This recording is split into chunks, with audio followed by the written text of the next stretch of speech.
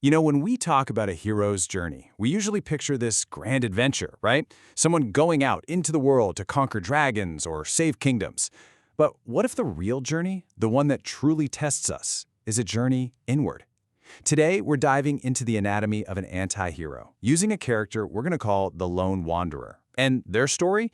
Well, it's not about finding glory. It's about a raw, painful, and absolutely necessary confrontation with the self.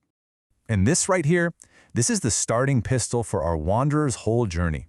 It's this core belief that just shatters everything. The idea that all the promises about success, about winning, about finding meaning, it might all be a complete fabrication. Now, this isn't just being a pessimist. This is the spark that lights the fire, causing a total rejection of the outside world and forcing them to look inside. So where does a journey like this even begin? Well, it's not with a call to adventure, not like in the old stories. This one kicks off with a simple, powerful no. It's a fundamental refusal to play the game society sets up, a rejection of all the pre-written scripts for how you're supposed to live a good life.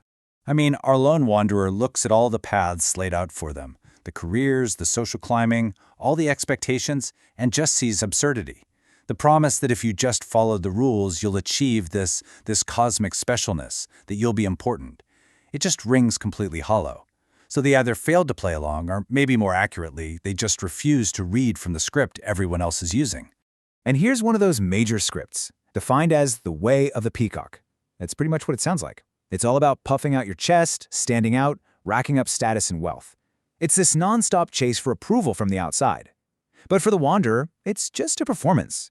You know, it's a superficial dance for applause from an audience they don't even care about. And this really lays it out, doesn't it? The two sides of the same counterfeit coin. On one side, you've got the way of the sheep. Just fit in, go with the flow, don't cause any trouble. And on the other, the way of the peacock. Stand out, be number one, get all the attention. The wanderer sees both of these for what they are, traps. One just erases who you are, and the other builds a completely fake identity. Neither one gets you anywhere real. Okay, so you've rejected the world's scripts. What happens now? You'd think maybe you'd find freedom, right? Nope, not at all. What comes next is a retreat into the shadows. This is a descent, a spiral into isolation and a deep, dark nihilism. Because they've refused to play the game, the wanderer is, for all intents and purposes, cast out. So they pull back into this metaphorical corner, a state of total physical and psychological exile. And from that corner, they just watch the world go by, mocking everyone's ambition, their hustle, the whole idea of achievement. Because from where they're sitting, it's all pointless. But let me tell you, this self-imposed exile, it comes with a staggering price. This isn't some peaceful retreat to find yourself. It's a breeding ground for a depression that gets deeper every single day, an anxiety that just hangs over everything, and this really nasty, corrosive self-hatred that just eats you alive. When you reject all meaning, you create a vacuum. And trust me, these are the demons that rush in to fill it.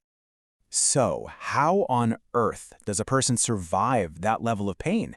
How do you function? Well, you build a defense, and for our anti-hero, that defense is something we're calling the victim shield. Seriously, just think about that for a second. With that much internal chaos, the depression, the anxiety, the self-loathing, how do you get out of bed in the morning? That pain has to go somewhere. The mind, it scrambles to find a way to cope, to rewrite the story into something survivable. And here's how it does it. The victim shield. Now, this isn't about whether someone is or isn't an actual victim of something. This is a psychological defense. It's a story, a self-soothing narrative the wanderer tells themselves to shift the unbearable pain of their own failures, their own responsibility, into the much more manageable anger of feeling wronged. And who gets the blame? Oh, you know, everyone. Everything. It's their family, it's their friends who just don't get it, it's the whole unfair economic system, it's society itself. The shield works by taking all that internal pain and just projecting it outward. It stops being, I failed, and it becomes, I was failed. And that is a powerful, powerful way to avoid a really devastating truth. But here's the thing about shields. They can't hold up forever. And this brings us to the real climax of the wanderer's story. It's not a fight against some big external enemy. The final battle is inside. It's nothing less than a war for the soul. You see, the very pain that S.H.I.E.L.D. was supposed to block, that depression, that anxiety, it starts to seep through the cracks, and then it starts to pour through, even stronger than before. This growing distress is a massive warning sign.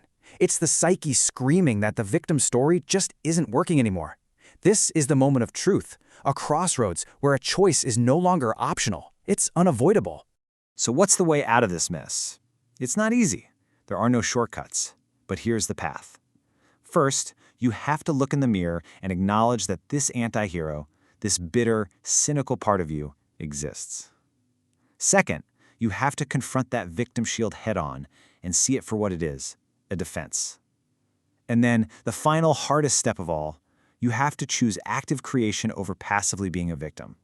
You choose to build something, anything, instead of just tearing everything down.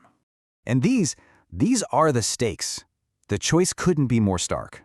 On one side, you can stay in that stagnant cycle, a closed loop where victimhood feeds blame, which feeds despair, and it just goes around and around and around forever. Or you can choose the path to genuine redemption. It is absolutely the harder path. It's the one that demands responsibility. It means actively creating a meaningful life one painful piece at a time. So we leave our lone wanderer right there, at that crossroads. And in doing so, it kind of brings this whole journey right back to us, doesn't it? This war within isn't just for some fictional character. It's a deeply human struggle. So the real question, the one that matters, is for you. When your internal battle comes, what will you choose to create?